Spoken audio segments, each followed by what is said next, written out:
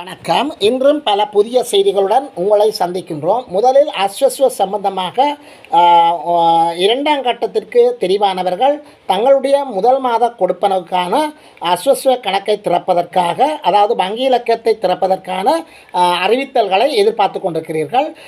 இந்த அறிவித்தல்கள் தற்போது கிடைத்திருக்கின்றது. அதாவது ஒரு சில நாட்களுக்கு முன்னர் இந்த அறிவித்தல் கிடைத்திருக்கின்றது. அதாவது மாவட்டங்கள் தோறும் பிரதேச செயலகங்களின் ஊடாக அந்தந்த பிரதேச செயலகத்துக்கு உட்பட்ட மக்களுக்கு பிரதேச செயலகங்களின் ஊடாக கிராம சேவர்களின் ஊடாக அறிவித்தல் வழங்கப்பட்டிருக்கின்றது. நீங்கள் உடனடியாக வங்கி கணக்கை திறப்பதற்கு புத்தகங்களை நீங்கள் வங்கி கணக்கை ஓப்பன் பண்ணுங்கள் என்று சொல்லி அறிவித்தல் வந்திருக்கிறது. இது சம்பந்தமான ஒரு விரிவான விளக்கத்தையும் நாங்கள் பார்க்க போகின்றோம்.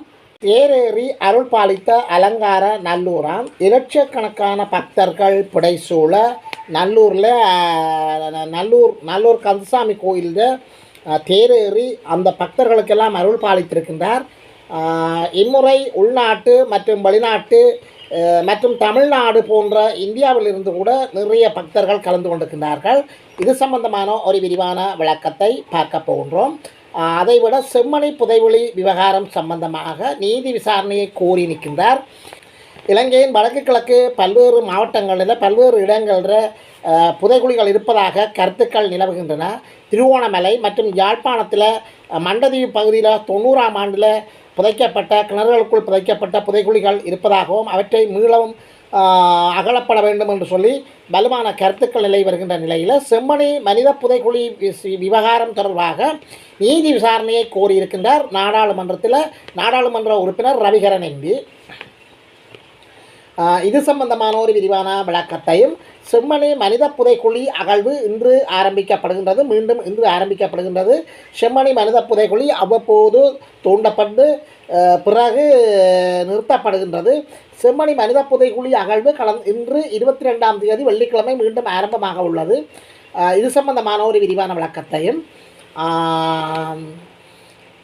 இலங்கையிடமிருந்து கச்சதீவை மீட்க வேண்டும் என்று சொல்லி விஜய், அதாவது தானா வேனா கானா கழக தலைவர் விஜய் தெரிவிப்பு.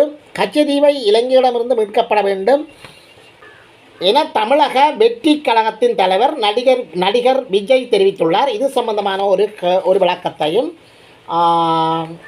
எதிர்வரும் 1ஆம் தேதி யாழ்ப்பாணம் கச்சேரியில், அதாவது யாழ் மாவட்ட அரச அலுவலகத்தில் ஒரு விசேடமான ஒரு பணி இலங்கையினுடைய முதலாக திறக்கப்பட உள்ளது. கடவுச்சீட்டு வழங்கும் பணி. இது சம்பந்தமான ஒரு விரிவான விளக்கத்தை நாங்கள் பார்க்க போகின்றோம். தமிழர்கள் மீது தொடர்ச்சியாக கட்டமைக்கப்பட்ட இனப்படுகொலை நிகழ்த்தப்படுகின்றது. ஐநா மனித உரிமை ஆணையாளருக்கு மேலும் ஒரு கடிதம் என்று சொல்லி இது சம்பந்தமாகவும், மற்ற அஸ்வஸ்வ சம்பந்தமான அஸ்வஸ்வ தொடர்பாக ஒரு முக்கியமான ஒரு அறிவிப்பு வந்திருக்கின்றது. அதாவது நீங்கள் ஆவலுடன் எதிர்பார்த்த அஸ்வஸ்வ சம்பந்தமான ஒரு முக்கியமான எதிர்பார்ப்பும் வந்திருக்கின்றது. அது சம்பந்தமான ஒரு விரிவான விளக்கத்தையும் நாங்கள் பார்க்க போகின்றோம். தேரேறி அருள் பாலித்த அலங்கார நல்லூரான் லட்சக்கணக்கான பக்தர்கள் புடைசூழ இம்முறை தேரேறி அருள் பாலித்திருக்கின்றார். வரலாற்று பிரசித்தி பெற்ற நல்லூர் கந்தசாமி ஆலயத்தின் தேர் திருவிழா லட்சக்கணக்கான பக்தர்கள் புடைசூழ நேற்று மிகச் சிறப்பாக இடம்பெற்றது. காலை 6:15க்கு ஆரம்பமான விசேட பூசை வழிபாடுகளை தொடர்ந்து ஆறுமுக பெருமான் வள்ளி தெய்வானை சமேதராய் தேரில் ஆரோகணித்து பக்தர்களுக்கு அருட்காட்சி அளித்தார். தேர் திருவிழாவை காண நாட்டின் பல பாகங்களிலிருந்தும் வெளிநாடுகளிலிருந்தும் லட்சக்கணக்கான அடியவர்கள் கலந்து கொண்டிருந்தார்கள். அதேவேளை ஆயிரக்கணக்கான அடியவர்கள் அங்க பிரதட்சணம் செய்தும் நூற்றுக்கணக்கானவர்கள் காவடிகள் எடுத்தும் கற்பூரச் சட்டிகள் ஏந்தியும் முருகப்பெருமானை வழிபட்டனர். இன்று காலை தீர்த்தோற்சவம் நடைபெறவுள்ளது. மாலை கொடியிறக்கம் நடைபெறும் என்று தெரிவிக்கப்பட்டிருக்கின்றது. செம்மணி மனித புதைகுழி விவகாரம் நீதி விசாரணை தேவை. வலுக்கும் கருத்துக்கள். பாராளுமன்றத்தில் ரவிகரன் எம்பி கருத்து. யாழ்ப்பாணம் செம்மணி மனித புதைகுழி விவகாரத்திற்கு பன்னாட்டு நீதி விசாரணை தேவை என்று வன்னி மாவட்ட நாடாளுமன்ற உறுப்பினர் துரைராசா ரவிகரன் வலியுறுத்தியுள்ளார். பாராளுமன்றத்தில் நேற்று உரையாற்றும் போது அவர் இவ்வாறு தெரிவித்தார். அவர் இது தொடர்பில் மேலும் கருத்து தெரிவிக்கையில் கிருசாந்தி குமாரசுவாமி படுகொலையுடன் தொடர்புடைய குற்றவாளியான சோமரட்ன ராஜபக்ச என்னும் முன்னாள் இராணுவ லான்ஸ் கோப்ரல் இராணுவத்தின் படுகொலை செயற்பாடுகள் தொடர்பில் ஏற்கனவே நீதிமன்றத்துக்கு சாட்சியம் அளித்த பி 2899 என்னும் வழக்கினை தற்போதைய செம்மணி மனித புதைகுழி வழக்குடன் தொடர்புபடுத்துவதுடன் பன்னாட்டு நீதி விசாரணைகளில் சோமரட்ன ராஜபக்ச இணைத்துக் கொள்ள வேண்டும்.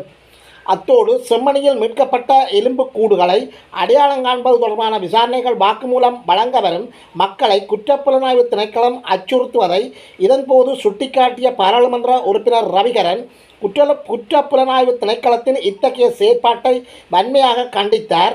மேலும் செம்மணி கோர படுகொலையின் விசாரணைகள் மும்முரமடையும் போது குற்றமிழைத்த படையினர் நாட்டை விட்டு தப்பியோட வாய்ப்பிருப்பதாக சுட்டிக்காட்டிய ரவிகரன் இவ்விடயம் தொடர்பில் குற்றமிழைத்த தரப்பினர் நாட்டை விட்டு தப்பிக்காமல் இருப்பதை உறுதிப்படுத்துமாறு வலியுறுத்தியிருக்கின்றார். செம்மணி மனித புதைகுழி அகழ்வு இன்று ஆரம்பம். செம்மணி மனித புதைகுழி அகழ்வு இன்று 22ஆம் தேதி வெள்ளிக்கிழமை மீண்டும் ஆரம்பமாக உள்ளது. செம்மணி மனித புதைகுழி அகழ்வானது கட்டங்கட்டமாக யாழ்ப்பாணம் நீதவான் ஏ ஆனந்தராஜா மேற்பார்வையில் முன்னெடுக்கப்பட்டு வந்தது. இதுவரை செம்மணியில் மனித புதைகுழியில் 147 மனித எலும்பு கூட்டு தொகுதிகள் இனங்காணப்பட்டுள்ளன. அத்தோடு புத்தகப்பை, குழந்தைகளின் பொம்மைகள், செருப்பு, தாயம், நாணயம் உட்பட பல சான்று பொருட்களும் மீட்கப்பட்டு அது மக்களின் பார்வைக்கு நீதிமன்றத்தினால் வைக்கப்பட்டிருந்தது. மேலும் செம்மணி பகுதியில் முன்னெடுக்கப்பட்ட ஸ்கேன் நடவடிக்கைகளில் மேலும் பல மனித எச்சங்கள் காணப்படலாம் என்று நீதிமன்றத்தில் தெரிவிக்கப்பட்டது. இந்நிலையில் செம்மணி மனித புதைகுழி அகழ்வு இன்று மீண்டும் ஆரம்பமாக உள்ளது. நல்லூர் ஆலயத்துக்கு அருகில் வன்முறை கும்பல் வீடு தீ வைப்பு. நல்லூர் ஆலயத்துக்கு அருகில் உள்ள வீடொன்றினுள் அதிகாலை வேளை புகுந்த வன்முறை கும்பல் ஒன்று வீட்டில் இருந்த தளபாடங்களுக்கு தீ வைத்துள்ளது. நல்லூர் ஆலயத்திற்கு 500 மீட்டர் தூரத்தில் உள்ள வீடொன்றில் வசிக்கும் குடும்பத்தினர் நேற்று காலை நல்லூர் தேர்திருவிழாக்கு சென்ற சமயம் வீட்டில் யாருமில்லாத நேரம் பார்த்து வீட்டினுள் அத்துமீறி நுழைந்த கும்பல் வீட்டின் வரவேற்பறையில் காணப்பட்ட தளபாடங்களுக்கு தீ வைத்துவிட்டு தப்பிச் சென்றுள்ளது. நல்லூர் கோயிலுக்கு சென்றவர்கள் வீட்டிலிருந்து பெரும் புகை வருவதை அவதானித்து அயலவர்களுக்கு தெரியப்படுத்தி அயலவர்களுடன் இணைந்து தீயினை அணைத்தனர். சம்பவத்தை அறிந்து ஆலயத்திற்கு சென்ற வீட்டாரும் வீடு திரும்பினர். சம்பவம் தொடர்பில் போலீஸ் நிலையத்தில் முறைப்பாடு செய்யப்பட்டுள்ள நிலையில் போலீசார் விசாரணைகளை ஆரம்பித்துள்ளனர். இலங்கையிடமிருந்து கச்சதீவை மீட்க வேண்டும். தமிழர் வெற்றி கழக தலைவர் நடிகர் விஜய் தெரிவிப்பு. கச்சதீவை இலங்கையிடமிருந்து மீட்க வேண்டும் என தமிழர் வெற்றி கழகத்தின் தலைவர் நடிகர் விஜய் தெரிவித்துள்ளார். தமிழக வெற்றி கழகத்தின் 2வது மாநில மாநாடு மதுரையில் நேற்று இடம்பெற்றது. இந்த மாநாட்டில் கலந்து கொண்டு உரையாற்றும் போது விஜய் இதனை குறிப்பிட்டுள்ளார். மேலும் பாரத பிரதமர் மோடி கச்சதீவை மீட்க நடவடிக்கை எடுக்க வேண்டும் என்று வலியுறுத்தியுள்ளார். இலங்கையின் கடற்படையினரால் தமிழக மீனவர்கள் தொடர்ந்தும் தாக்கப்பட்டு வருவதாக விஜய் தமது உரையில் சுட்டிக்காட்டியுள்ளார். தொடர்ச்சியாக கட்டமைக்கப்பட்ட இனப்படுகொலை நிகழ்த்தப்படுகின்றன. ஐநா மனித உரிமை ஆணையாளருக்கு மேலும் ஒரு கடிதம். ஈழத்தமிழர்கள் தொடர்ச்சியாக கட்டமைக்கப்பட்ட இனப்படுகொலை நிகழ்த்தப்படுகின்றன என்று பாராளுமன்ற உறுப்பினர், அரசியல் மதத் தலைவர்கள் ஐநா மனித உரிமை ஆணையாளருக்கு மேலும் ஒரு கடிதம். ஈழத்தமிழர்கள் மீது தொடர்ச்சியாக கட்டமைக்கப்பட்ட இனப்படுகொலை நிகழ்த்தப்படுகின்றன என பாராளுமன்ற உறுப்பினர்கள், அரசியல் பிரமுகர்கள், மதத் தலைவர்கள் என பலரும் கையொப்பமிட்டதுடன் ஐநா மனித உரிமையாளருக்கு கடிதம் ஒன்றை அனுப்பி வைக்கப்பட்டுள்ளது. இது தொடர்பில் யாழ் ஊடக அமையத்தில் நேற்று இடம்பெற்ற ஊடக சந்திப்பில் தெரிவிக்கப்பட்டுள்ளதாவது, அக்கடிதத்தில் பன்னாட்டு விசாரணையை நடவடிக்கைகளை பற்றி மிக தெளிவான விடயங்கள் வெளிப்படுத்தும் முகமாக எங்களால் எழுதப்பட்ட இந்த கடிதத்தை நீங்கள் இதற்கு முன் இதே விடயம் தொடர்பாக எழுதப்பட்ட கடிதங்களுடன் இணைத்தோ அல்லது தனித்தோ வாசிக்க முடியும் என்பதை தங்களின் கவனத்துக்கு தருகின்றோம். ஒன்று, பன்னாட்டு விசாரணைகளை நிகழ்த்துவதற்காக 1948ஆம் ஆண்டு இனப்படுகொலை வரைவின் கீழ் குற்றமாக அடையாளப்படுத்தப்பட்டவை நிகழ்த்தப்பட்டுள்ளதா என்பதையும் அக்குற்றங்கள் நோக்கத்தையும் மதிப்பீடு செய்யும் அதிகாரத்துடன் கூடிய பன்னாட்டு சுயாதீன மற்றும் பாரபட்சமற்ற பொறிமுறை ஒன்றை IIIM நிறுவ வேண்டும் என்று வலியுறுத்துகின்றோம். எந்த ஒரு விசாரணைக்கும் அளிக்கப்படும் அதிகாரம் 1948ஆம் ஆண்டு இனப்படுகொலை வரைவின்படி முழுக்கால வரையறையையும் உள்ளடக்க வேண்டும். இலங்கையின் வடகிழக்கு மாகாணங்களில் உள்ள தமது தாயகத்தில் ஈழத்தமிழர்கள் மீது நிகழ்த்தப்பட்ட குற்றங்கள் சுயாதீன நீதிப்பொறி முறையின் கீழ் விசாரிக்கப்பட வேண்டும் என உலக புகழ்பெற்ற பன்னாட்டு அறிஞர் குறிப்பிட்டுள்ளார். ஏனெனில் இலங்கை அரசின் செயற்பாடுகள் முழு அளவிலோ அல்லது பகுதியளவினேனும் ஈழத்தமிழர்களை ஈழத்தமிழரை அழிப்பதற்கான நோக்கத்தை கொண்டிருப்பதுடன் தொடர்பான எந்த ஒரு விசாரணையும் நடைபெறாதவாறு நுட்பமாக தடை செய்து வருகின்ற இனப்படுகொலை வரைவின் அகவிதி 2 படி இனப்படுகொலை ஆகும். 1956 ஜூன் மாதம் இலங்கை அரச ஆதரவுடன் சிங்கள காடியர்களால் ஈழத்தமிழர்கள் மீது மேற்கொள்ளப்பட்ட கல்லோயா படுகொலைகள் என அடையாளப்படுத்தப்படும் முதலாவது பாரிய இன அழிப்பு நடைபெற்ற நாளிலிருந்து தம்மீது நடைபெற்ற பன்னாட்டு குற்றங்களை விசாரிக்கும் பன்னாட்டு சுயாதீன மற்றும் பாரபட்சமற்ற பொறிமுறை ஒன்றை IIIM அமைக்க வேண்டும் என்று ஐக்கிய நாடுகளிடம் தொடர்ந்து ஈழத்தமிழர்கள் கோரிக்கை விடுத்து வருகின்றனர். இப்பொறிமுறையின் ஊடாக வலிந்து காணாமலாக்கப்பட்டவர்களின் நீண்ட நாளாக தொடரும் வேதனையினை தீர்க்கவும் காணாமலாக்கப்பட்டவர்களின் விதியை அறிந்து கொள்ளவும் முடியும் என்று சுட்டிக்காட்டப்பட்டுள்ளது. உள்ளூராட்சி தேர்தல் பரப்புரைக்கென யாழ்ப்பாணம் வந்த ஜனாதிபதி அனுரா குமார திசாநாயக்க யாழ்ப்பாணத்தில் கடவுச்சீட்டு அலுவலகம் ஒன்று அமைக்கப்படும் என உத்தரவாதம் அளிக்கப்பட்டிருந்தமை குறிப்பிடத்தக்கது. எதிர்வரும் 1ஆம் தேதி முதல் கடவுச்சீட்டு வழங்கும் பணி யாழ்ப்பாணத்தில் ஆரம்பம். எதிர்வரும் 1ஆம் தேதி யாழ்ப்பாணத்தில் கடவுச்சீட்டு வழங்கும் பணி ஆரம்பமாக உள்ளது. யாழ் மாவட்ட செயலகத்தில் கச்சேரி நல்லூர் வீதியின் பின்பக்கமாக கடவுச்சீட்டுக்கென பிரத்யேகமான கட்டடம் ஒன்று ஒதுக்கப்பட்டுள்ளது. உள்ளூராட்சி தேர்தல் பரப்புரைக்கென யாழ்ப்பாணம் வந்த ஜனாதிபதி அனுரா குமார திசாநாயக்க யாழ்ப்பாணத்தில் கடவுச்சீட்டு அலுவலகம் ஒன்று அமைக்கப்படும் என உத்தரவாதம் அளிக்கப்பட்டிருந்தார். எனவே அது குறித்து மேற்கொள்ளப்பட்ட துரித நடவடிக்கையின் காரணமாக எதிர்வரும் 1ஆம் தேதியிலிருந்து யாழ்ப்பாணத்திலேயே கடவுச்சீட்டு வழங்கும் பணி யாழ்ப்பாணத்தில் ஆரம்பிக்கப்பட்டுள்ளது. எனவே இது ஒரு மகிழ்ச்சியான செய்தி. அடுத்ததாக நீங்கள் ஆர்வலுடன் எதிர்பார்த்த செய்தி, அதாவது அஸ்வஸ்வ சம்பந்தமான ஒரு முக்கியமான செய்தியை மாவட்டங்களில் உள்ள பிரதேச செயலகங்கள் மக்களுக்கு தெரியப்படுத்தியிருக்கின்றன. அதாவது நீங்கள் 2ஆம் கட்டத்தில் உங்களுடைய பெயர்கள் தெளிவான முறையில் எந்தவித மேன்முறையீடுகளுக்கு உட்படாமலும் நேரடியாக உங்களுடைய பெயர் தெரிவிக்கப்பட்டவர்கள், அதாவது எந்தவித மேன்முறையீடோ அல்லது ஆட்சேபனைகளுக்கோ உட்படாமல் நேரடியாக தங்களுடைய பெயர்கள் 2ஆம் கட்டத்தில் தெரிவு செய்யப்பட்டவர்கள் அவர்களுக்கான கொடுப்பனவுகளை வழங்குவதற்காக அந்த விண்ணப்பதாரிகளை பிரதேச செயலகங்கள் ஒரு அறிவித்தல் விடுத்திருக்கின்றது. அவர்கள் தங்களுடைய வங்கி கணக்கை திறக்கலாம். அரசாங்கத்தினால் அங்கீகரிக்கப்பட்ட அரச வங்கிகளில் வங்கி கணக்கை திறக்கலாம். இதற்கு முன்னைய காலத்தில் சில கட்டுப்பாடுகள் விதித்திருந்தார்கள்.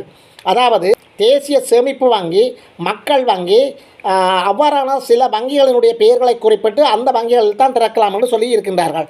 ஆனால் தற்போதைய அறிவிப்பானது அரச வங்கிகளில் நீங்கள் எந்த வங்கிகளிலும் நீங்கள் உங்களுடைய கணக்குகளை திறக்கலாம்.